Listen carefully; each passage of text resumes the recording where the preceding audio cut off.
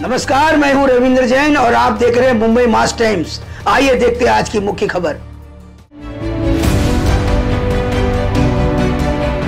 महाराष्ट्राला पुरस्कार मिळतोय। खरं म्हणजे कृषी पुरस्कार महाराष्ट्राला मिळतोय हे खरं म्हणजे महाराष्ट्राचा गौरव आहे आणि मी तर म्हणेन हा तमाम शेतकऱ्यांचा गौरव आहे। कारण कृषी क्षेत्रामध्ये जे महाराष्ट्राने काम केलं आहे त्या कामाचा गौरव आहे असं मी या ठिकाणी मानतो। खरं म्हणजे भारत हा कृषीप्रधान देश आहे आणि त्यामध्ये महाराष्ट्राकडे आपण पाहिलं तर गेल्या आमच्या या महायुतीच्या काळामध्ये शेतकऱ्यांना आम्ही प्राधान्य दिलं, शेतकऱ्यांना म्हणजे कृषी विभागाला प्राधान्य दिलं आणि शेतकऱ्यांसाठी नवीन नवीन योजना आम्ही आणल्या। त्या योजनांचा मी इथे उल्लेख करू इच्छित नाही कारण योजना एवढ्या जास्त आहेत। म्हणजे अगदी कृषी सन्मान योजनेपासून 1 रुपयात पीक विमा योजनेपासून दरवर्षी शेतकऱ्यांना 12,000 रुपये दिल्यापासून सिंचनाचं जे काही प्रमाण आम्ही वाढवलं, आज जवळपास शेवटी पाणी आणि माती हे आवश्यक आहे आणि त्यामध्ये सिंचन मोठ्या प्रमाणावर आम्ही या ठिकाणी केलं, त्यालाही निर्णय आम्ही घेतले। शेतकऱ्यासाठी आता देखील आम्ही या बजेटमध्ये पंपिंग जे शेती पंपानी शेती करतात त्याचं पूर्ण वीज बिल माफ करण्याचा निर्णय घेतला।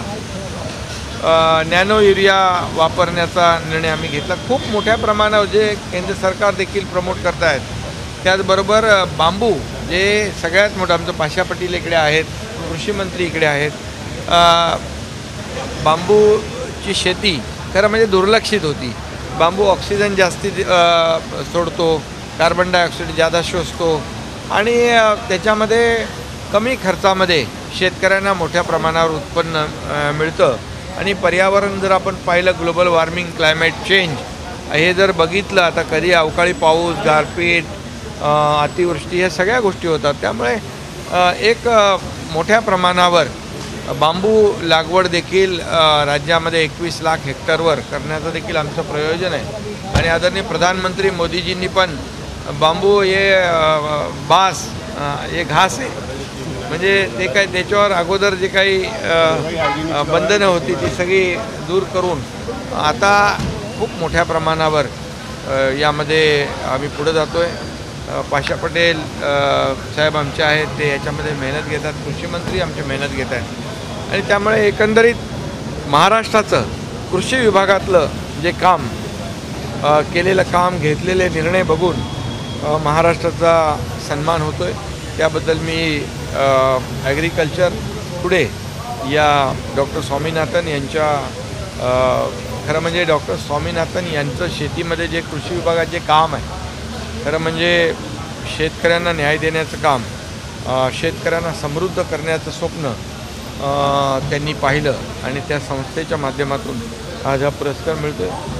मी खरं म्हणजे शेतकऱ्यांचा हा सन्मान आहे आणि महाराष्ट्र जनतेचा हा सन्मान आहे असं म्हणतो। तुम्हाला पण शेतीची आवड आहे, तुम्हालाही शेतीची आवड आहे, दरवेळी तुम्ही शेती करायला जातात, लोक राजकीय टीका पण करतात त्यावर, आज तुमचा सन्मान होतोय महाराष्ट्राला कृषी।